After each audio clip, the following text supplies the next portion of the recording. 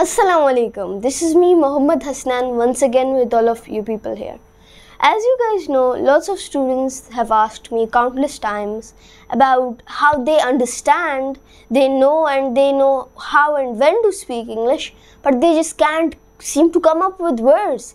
They're uncomfortable with speaking, they're either fearful of it or they hesitate to speak, and lots of times these are the problems I've seen lots of students have.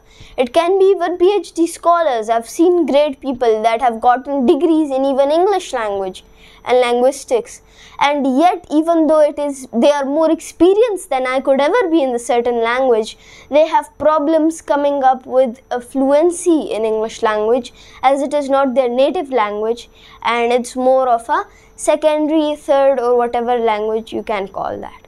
So how do we stop this? What are the ways, what are the effects and causes of this? And we'll get to the root of all this problem. And so for today we are going to be learning about stop hesitating and being fearful of speaking, and be able to speak openly like I speak or anybody else speaks on a stage. First of all, for anything we have to understand the fear or the problem, or we have to understand what the roots of the problem are. Lots of times people are thinking that this is something unnatural, while it is very much natural. Glossophobia, if you guys don't know about that, is the fear of speaking in large group or masses, which is a very much real thing. Now, if you have glossophobia, that's a very different thing than what we are talking about. If you have glossophobia, phobias have no real way of getting through with except accepting the fact that that thing cannot do anything to you, and appreciating everything that you have related to that fact. For example, जिस तरह हम उर्दू में कहते हैं गले मिलना अपने मुश्किलात और अपनी problems को. So if you have a phobia, we can't do anything about that. So first of all, acknowledge, do you have glossophobia or are you afraid to speak? Being afraid to speak is different than glossophobia. Just like depression is different than sadness or continuous sadness. So the same cycle continues. We have to first understand if it's a phobia or if it is actually just the fear of speaking. Now coming back, we have to understand what the cause of all this is. Why does this happen and what effects does it contain that people don't want to speak? What is the cause of all this? It is the fear of making mistakes, being judged, or rather not being understood. Some of these causes can be very much distressing for some students, as they want to convey their language and their message as far and as further as they can. They want the other person to understand and to be able to connect with them on basis of what they're trying to speak. Lots of times, why do people go for a different language when speaking normally? Because they want to feel that connection. For example, let me give you an example. This may be actually weird for all of you people and a little improper, but let me give you the example. When you're very angry, which language do you use to swear? Obviously your native language. Why do you use your native language to swear? Because the satisfaction or the understanding you have is way more better than the language that you're learning. So in that case scenario, you would prefer using that language over any other language. This may be improper, but it is the best example I can give you. If you want to try that, try it out. When you're angry, you're gonna come back to your own original language. That's a real fact.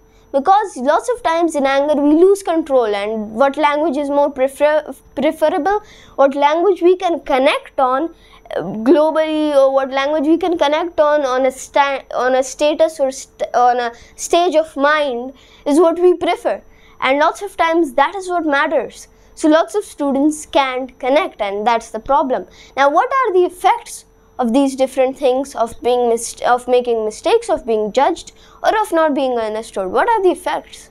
The effects can be sweating, rapid heartbeat, blanking out, and even just avoiding speaking opportunities. Now, I understand how this feels because I've been to great places with people that are way ahead of my understanding or experience, so knowledge. They're better than me in all sorts, and they give me opportunity to speak on stage. Now, what I lots of times make a mistake is I feel as if, oh my God, or you feel as if, oh my God, what are they gonna think? when giving you an opportunity, they give you opportunity with open arms. If they want perfection, they are going to ask for someone that can offer them perfection.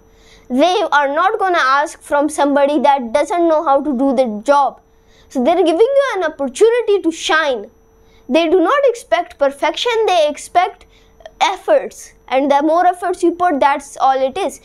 Rapid heartbeat, I've seen that. Sweating, I've seen people that are literally CEOs when they go to places such as when they are going to places such as a stage, they are shaking in their boots. And I'm not exaggerating, I've seen that. I'm not going to say the names, but I've seen a lot of people have that problem. I've seen students, it's like way cold in the winter, it's super cold. People are wearing sweaters. And I've seen guys sweating because of how much tension and nervousness they have. And last but not least, avoiding is something that's a bit more of a personal thing, but the things that happen subconsciously, such as blanking out, are the things that people are very much conscious about. They think that if I blank out, what will I do on stage? What will I explain? What will I do? How will I explain all of that to them? And blanking out is the perspective or the point that they are very much scared of. They don't want to blank out, they don't want to do mistakes, they don't want to have bumps, they want fluency and they want a continuous rhythm in their speaking and in the way they speak. Which is not possible, honestly, because they are not natives and they can never reach that level unless they take out a part or a really big slice of their life and give it towards learning that certain language.